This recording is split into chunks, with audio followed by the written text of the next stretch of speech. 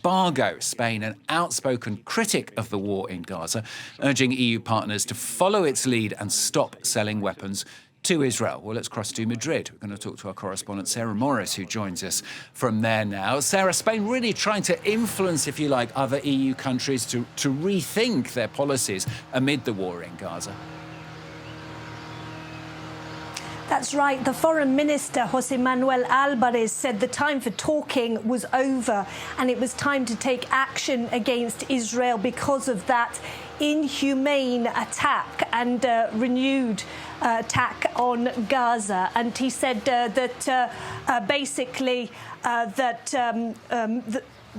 they would be calling on the EU allies for the immediate suspension of that EU cooperation deal with Israel. But also there should be no sale of arms to or from Israel. And he said that was a stance that Spain had maintained already since the invasion of Gaza.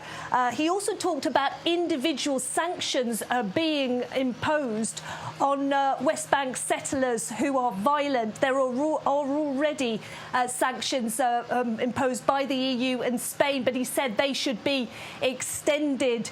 And essentially, he was speaking after that conference that he had organised and hosted in Madrid on Sunday, in which he persuaded Arab leaders to meet with members of the EU, for instance, France, Germany and Italy, and said that more and more of his EU allies are in favour of what he's advocating for. And it's not the first time, is it, Sarah, that Spain has pushed for further action on Israel? It certainly isn't, Stuart, because last year Spain led the way for a number of countries in the European Union to recognise Palestine on the basis of those borders prior to the 1967 war. He was joined by Ireland, for instance, and we've even seen recently that there has been a diplomatic spat with Israel over the Eurovision entry because the Israeli singer Yuval Raphael, with her song New Day Will Rise, she actually came second, but she came first in the Spanish public vote.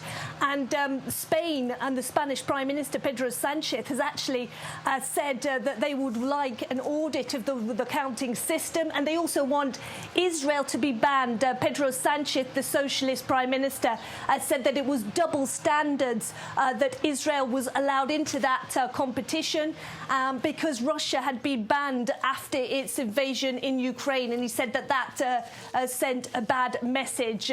Very tense relations between Israel and Spain, even though the Foreign Minister Albares insists that his stance is not against Israel, that this is paving the way for peace in the Middle East. And he says that allies must hang on to the idea of a viable two-state solution.